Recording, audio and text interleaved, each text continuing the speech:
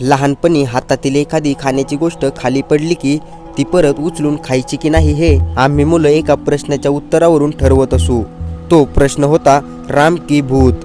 मित्र भूत म्हणाले तर वस्तूला हात न लावता निघून जायचं, पण मित्र राम म्हणाले तर पडलेली वस्तू उचलायची, थोडी साफ करून पुसून बिंदास तोंडात टाकायची। ह्यात मित्रांनी राम म्हटल्यावर मातीत पडलेल्या फळांच्या फोडी, लिमलेटच्या गोळ्या अशा वस्तूही फक्त चड्डीला पुसून तोंडात टाकलेल्या आहेत, पण रामाच्या विश्वासावर तोंडात टाकलेली कोणतीही वस्तू कधीच बाधली नाही। मला लहान असताना बिल्डिंगमधील एका मुलाने चाळीच्या जिन्यात रामागाड्याचं भूत आहे असं सांगून प्रचंड भीती घातली होती।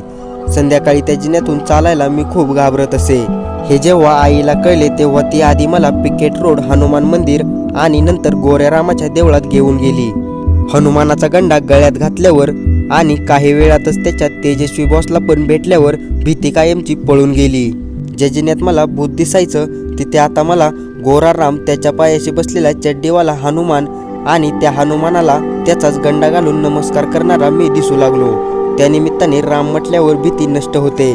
बलशाली हनुमानाचा देखील बॉस असलेला राम म्हणजे किती ताकदवान असेल हे मनात कायमचं कोरलं गेलं। त्यानंतर आजतागायत भीतीच्या प्रसंगी क्षणभर डोळे मिटून रामरक्षा म्हटल्यावर डोळ्यासमोर आमच्या गोऱ्या रामाची मूर्ती तरळते। एक विलक्षण अनुभूती होऊन भीती क्षणात नष्ट होते। पुढे वय वाढत होतं तसं लहानपणी काहीही कळत नसताना आरती सप्रेममध्ये मिळोनी वानरसेना राजाराम प्रकटला असे ओरडायची मज्जा देणारा प्रभू रामचंद्र विविध रूपात भेटत गेला, अधिकाधिक उमगत गेला। कधी चौपाटीवर होणाऱ्या रामलीलामधून, कधी रामनवमीच्या उत्सवामधून, कधी आजीकडून ऐकलेल्या रामाच्या कथामधून, कधी गदिमांच्या गीत रामायणातून, तर कधी अनुप जलाटूच्या भजनातून। मग रामाची खूप जवळून आणि सखोल ओळख घडवली ती रामानंद सागरच्या रामायण ह्या मालिकेने। रामायणातील बारीक बारीक तपशील, फार माहीत नसलेल्या व्यक्तिरेखा सदर मालिकेमुळे लक्षात आल्या। अरुण गोविलचा राम, दीपिकाची सीता, दारासिंगचा हनुमान, अरविंद त्रिवेदीचा रावण आणि सुनील लाहिरीचा लक्ष्मण देखील कायमस्वरूपी लक्षात राहिले। त्या मालिकेने संबंध देशाला रामायणाचा ह्याची देही ह्याची डोळा अनुभव दिला। मग रामाचं एक वेगळंच रूप दिसलं ते राम जन्मभूमी रथयात्रा नामक एका चळवळीच्या निमित्ताने। अनेक कामात जय श्रीराम किंवा सियावर रामचंद्र की जय ह्यातून चैतन्य उत्साह जागून पवित्र आरंभ करून देणारा राम स्मशानाच्या वाटेवर मात्र जय राम श्रीराम किंवा राम नाम सत्य है असा दीर्घगंभीर होत आयुष्याची सुरुवात आणि शेवट तोच आहे ह्या वैश्विक सत्याची जाणीव करून देतो आणि अंगावर काटा येतो। कधी साध्या राम राम मधून राम नाती जोडून देतो आणि त्यांना दृढ करतो, कधी दारावर किंवा ट्रकवर लावलेल्या जय श्रीराम अशा स्टिकर मधून लोकांना प्रचंड आत्मविश्वास देतो। राम नावाने सुरू झालेल्या असंख्य शहराच्या किंवा गावाच्या नावात तो वसत असतो।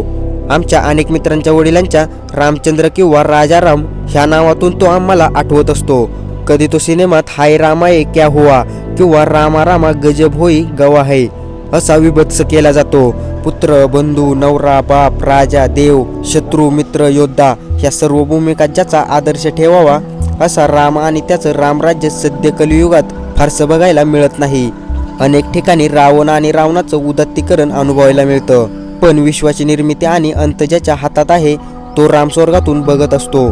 कारण जेव्हा जेव्हा रावणाचं पाप वाढतं तेव्हा त्याला यायचं असतं, पृथ्वीवर परत एकदा रामराज्य फुलवायचं असतं। त्याच्यावर विश्वास असणाऱ्या त्याच्या भक्तांना संकटातून आणि जाचातून मुक्त करायला तो येतच असतो।